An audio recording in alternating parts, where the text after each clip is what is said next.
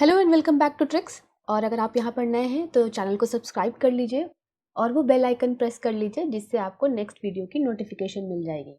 अभी पार्लियामेंट में एग्रीकल्चर से रिलेटेड कुछ बिल पास किए गए हैं जिस पे काफ़ी हंगामा भी हो रहा है। तो आइए देखते हैं कि ये बिल क्या है। इसको सिंपल लैंग्वेज में हम लोग समझने की कोशिश करेंगे और जानेंगे कि क्यों प्रोटेस्ट हो रहा है।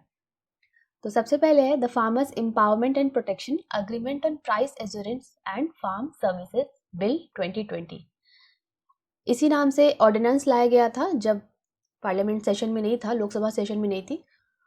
इस ऑर्डिनेंस को हटाने के लिए, निगेट करने के लिए अब ये बिल लाया गया है जो कि पास हो गया है राज्यसभा में और लोकसभा में। प्रेसिडेंट के एसेंट मिलने के बाद ये बिल एक्ट बन जाएगा। कीवर्ड से समझते हैं कि क्या है ये। अग्रीमेंट है ये एक प्राइस एश्योरेंस और फार्म सर्विसेज बिल में, यानी कि ये एक फ्रेमवर्क प्रोवाइड करता है ताकि किसान जो हमारे हैं वो कॉन्ट्रैक्ट फार्मिंग में इंगेज कर सकें। ये डिफाइन करता है कि कौन होंगे स्पॉन्सर्स। स्पॉन्सर्स हो सकते हैं हमारे इंडिविजुअल्स, कोई partnership firm, companies, limited liability groups and societies, यानी कि ये सब मिलकर के कॉन्ट्रैक्ट फार्मिंग का अग्रीमेंट कर सकते हैं। अब ये फार्मिंग अग्रीमेंट होगा क्या, किसके बीच में होगा? ये हो सकता है एक फार्मर और एक स्पॉन्सर के बीच में, एक फार्मर, स्पॉन्सर या फिर कोई थर्ड पार्टी के बीच में। और इस अग्रीमेंट में सभी पार्टीज मिल करके म्यूचुअली अग्रीड टर्म्स और कंडीशंस डिसाइड करेंगे, यानी कि आपसी सहमति से ये डिसाइड करेंगे कि सप्लाई कैसे होगा, क्या कंडीशन होंगे सप्लाई के, क्वालिटी कैसी होगी, क्या स्टैंडर्ड होगा, प्राइस क्या होगा जो प्रोड्यूस है, और फार्म सर्विसेज के। ये सारी चीजें अग्रीमेंट में मेंशन्ड होगी, यानी कि ये एक तरह का इकोसिस्टम तैयार करता है किसानों के लिए कि वो डील कर सके कंपनीज से, बड़ी कंपनीज से, और प्राइस डिटरमाइन हो सके इस अग्रीमेंट में, और उसी डिटरमाइंड प्राइस पे फिर प्रोड्यूस बाद में डिलीवर किया जा सके। क्या होगा ड्यूरेशन इस अग्रीमेंट का? According to this bill minimum period होगा एक क्रॉप सीजन या और मैक्सिमम हो सकता है 5 इयर्स। एक क्रॉप सीजन या one production cycle of live stock या फिर 5 इयर्स। उसके बियॉन्ड जाने के लिए आपको अग्रीमेंट में वो चीज मेंशन करनी होगी। प्राइसिंग क्या होगा? प्राइसिंग जो है अग्रीमेंट में डिटरमाइन होगा। एक fix price, guaranteed fix price होगी जो डिटरमाइन की जाएगी उस अग्रीमेंट में। और अगर कोई वेरिएशन होता है तो जो गारंटीड फिक्स प्राइस है वो तो देना ही होगा, और ये जो प्राइस है उसके लिए रेफरेंस होगा जो एपीएमसी में प्राइसेस मेंशन किए जाते हैं, उसको रेफरेंस लेकर के इसकी प्राइस फिक्स की जाएगी। यानी कि एक गारंटीड प्राइस फार्मर्स को तो मिलेगी ही, इवन अगर कुछ वेरिएशन होता है, जैसे कि फसल खराब हो गई या क्वालिटी खराब हो गई, तो किसानों पे ये अब जिम्मेवारी नहीं होगी। जब अग्रीमेंट होगा तो एक गारंटीड प्राइस उनको मिलने की उम्मीद है। डिलीवरी कैसे होगी? तो ये अग्रीमेंट डिटरमाइन करता है कि सारे प्रिपरेशंस जो होंगे वो स्पॉन्सर की जिम्मेवारी होगी। या तो वो फार्म गेट से उठा लें प्रोड्यूस को, या फिर एक जगह निर्धारित की जाए वहां से उठाया जाए, लेकिन सारे जो प्रिपरेशंस होंगे वो स्पॉन्सर को करने होंगे। स्पॉन्सर को चेक करना होगा कि क्वालिटी अच्छी है प्रोड्यूस की। अगर स्पॉन्सर नहीं चेक करता है तो ये मान लिया जाएगा कि said quality has been delivered. तो एक तरह से ये फार्मर्स की जिम्मेवारी कम करता है, फार्मिंग का कॉस्ट रिड्यूस करता है, तो फार्मर्स को ज़्यादा फायदा होने की उम्मीद है इस बिल से। गवर्नमेंट का ये इंटेंशन है कि कॉस्ट ऑफ फार्मिंग रिड्यूस होगा तो इनकम ऑफ फार्मर्स इंक्रीज होगा। पेमेंट का मेथड क्या होगा? अगर सीड प्रोडक्शन के लिए अग्रीमेंट है तो at least to third of the agreed amount delivery के टाइम पे दिया जाएगा, और रिमेनिंग अमाउंट जो है वो सर्टिफिकेशन के बाद within 30 days after the date of delivery दी जाएगी। And for all other cases the entire agreed amount must be paid at the time of delivery. यानी कि अब किसानों को दौड़ना नहीं पड़ेगा अपने पैसे के लिए। जो अग्रीड अमाउंट है अग्रीमेंट में वो डिलीवरी के टाइम में सारा ही उनको पे कर दिया जाएगा, और एक receipt slip must be issued with the details of sales proceed. यानी कि एक तरह से ऑर्गेनाइज करने की कोशिश की जा रही है पेमेंट को। The state government may prescribe the payment modes. फिर है exemption from existing laws. Farming produce under a farming agreement will be exempted from all state acts. जिस स्टेट में फार्मिंग हो रहा है उस स्टेट के एक्ट फार्मिंग प्रोड्यूस पे लागू नहीं होंगे। जो एक्ट्स सेल और परचेस रेगुलेट करते हैं फार्मिंग प्रोड्यूस के स्टेट के, वो उस पर लागू नहीं होंगे, एग्जेम्प्ट होगा। और ये सारे produce will be exempted from any stock limit obligations. ये एक कंटेंशियस मुद्दा भी है कि अगर स्टॉक लिमिट ऑब्लिगेशन से इसको हटा दिया जाएगा तो देयर इज अ चांस कि ब्लैक मार्केटिंग होगी, होर्डिंग होगी, और इसीलिए इस पर डिस्कशन होने की ज़रूरत है। लेकिन ये बिल जो है वो स्टॉक लिमिट ऑब्लिगेशन से भी एग्जेम्प्ट करता है। फिर है डिस्प्यूट सेटलमेंट, बहुत ही इंपॉर्टेंट चीज़ है। ये एग्रीमेंट प्रोवाइड करता है कि हर एक एग्रीमेंट में there must be a conciliation board, जिसमें रिप्रेजेंटेटिव्स होंगे दोनों ही पार्टीज के, और एक कंसिलेशन प्रोसेस डिटरमाइन किया जाएगा for the settlement of dispute. ये 3 स्टेप मेथड है। सबसे पहले तो जो डिस्प्यूट है वो कंसिलेशन बोर्ड के पास जाएगा। इसको विद इन 30 डेज इसको डिस्पोज करना है। 30 डेज के अंदर डिस्पोज नहीं होगा तो वो फिर चला जाएगा सब डिविजनल मजिस्ट्रेट के पास। इनको भी 30 डेज के अंदर इसको डिस्पोज करना है।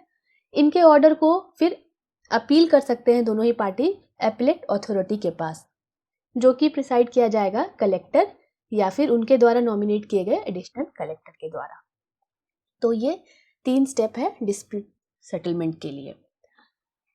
अब क्या इसमें कंटेंशियस मुद्दा है? पहला तो ये कि ये एक्ट जो है, बिल जो है वो एग्जेम्प्ट करता है फ्रॉम ऑल स्टेट एक्ट्स। तो स्टेट का एक तरह से होल्ड खत्म हो जाएगा एग्रीकल्चर पे, और स्टेट का कहना है कि ये एग्रीकल्चर और जो मार्केट्स, एग्रीकल्चर मार्केट, वो स्टेट सब्जेक्ट है एंट्री 14 और एंट्री 28 रिस्पेक्टिवली लिस्ट 2 में।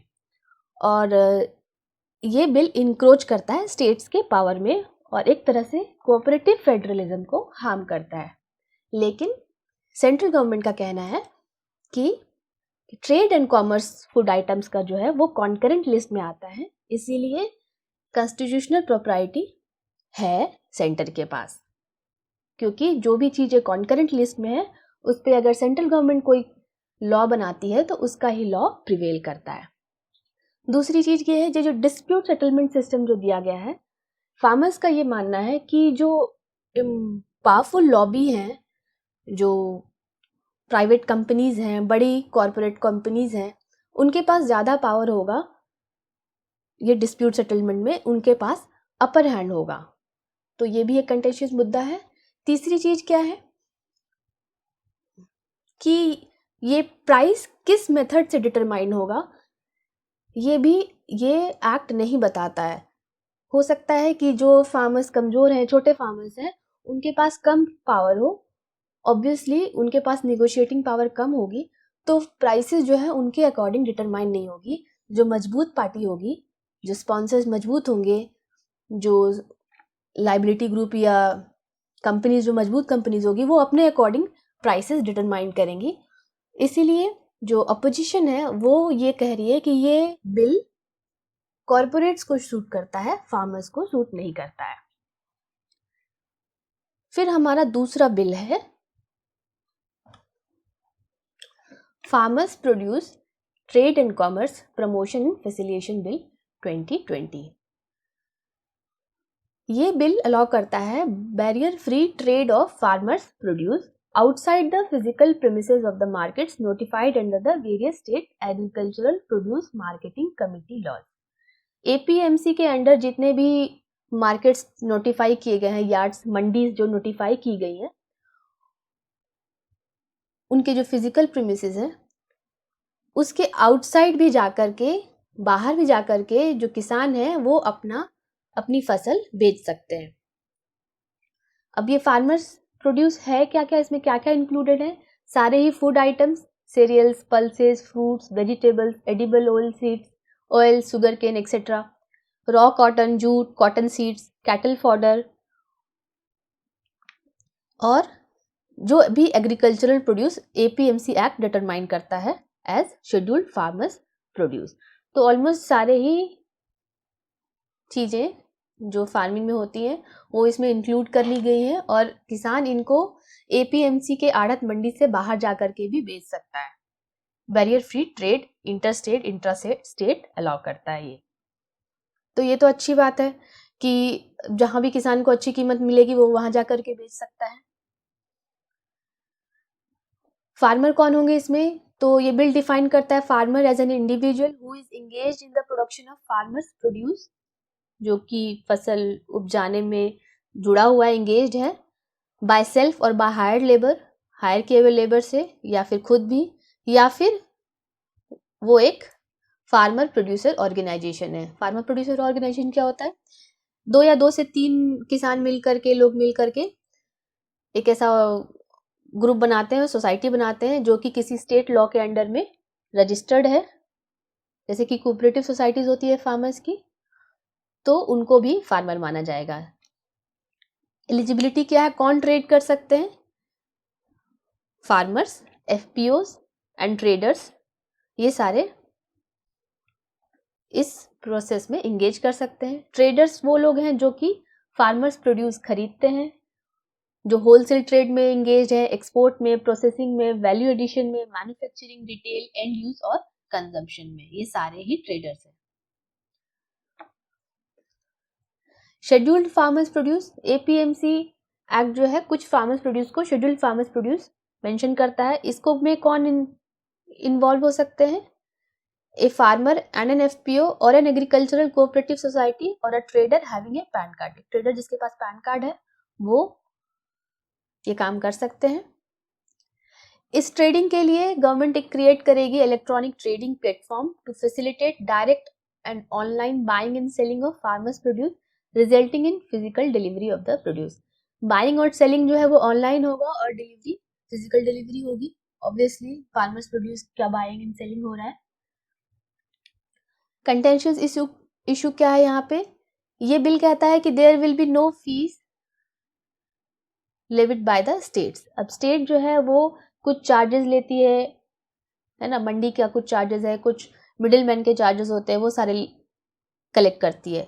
This bill prohibits the state governments and APMC from levying any market fee, cess और any other charges on the trade of scheduled farmers produce outside the APMC notified market. बहुत ही बड़ा मुद्दा है। State की income को घाटा होगा इससे, जब स्टेट कोई भी मार्केट फी या सेस नहीं कलेक्ट करेगी। दूसरा मुद्दा यहाँ पे ये होता है कि अगर APMC से बाहर सेल करने के लिए अलाउ कर दिया जाता है तो कुछ समय के बाद APMC अपना वैल्यू खो देगा। तो एक तरह से जो प्रोक्योरमेंट होता है और फार्मर्स प्रोड्यूस का प्रोक्योरमेंट जो स्टेट करती है और फिर जो मिनिमम सपोर्ट प्राइस प्रोवाइड कराया जाता है वो धीरे धीरे सरकार हटा देगी।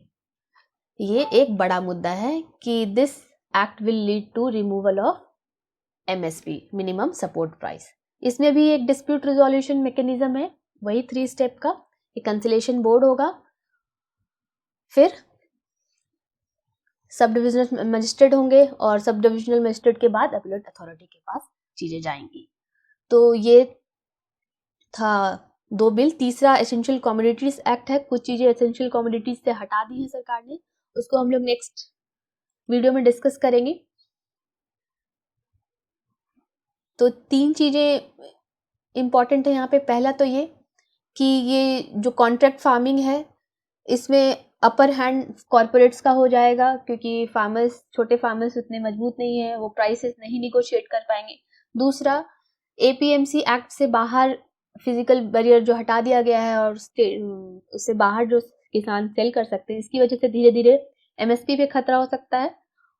और ये डिस्प्यूट रिजोल्यूशन सिस्टम जो है उसमें भी कॉर्पोरेट्स का अपर हैंड होगा, ये क्रिटिक्स कह रहे हैं। So these are the issues. और ये था हमारा 2 इम्पॉर्टेंट बिल जिसको समझने की बहुत ही ज़्यादा ज़रूरत है। आई होप कि आपको ये वीडियो अच्छा लगा हो, और अगर कोई क्वेश्चन है तो आप मुझे कमेंट सेक्शन में पूछ सकते हैं। and hit the like button if you like this video. Thanks for watching. Have a nice day.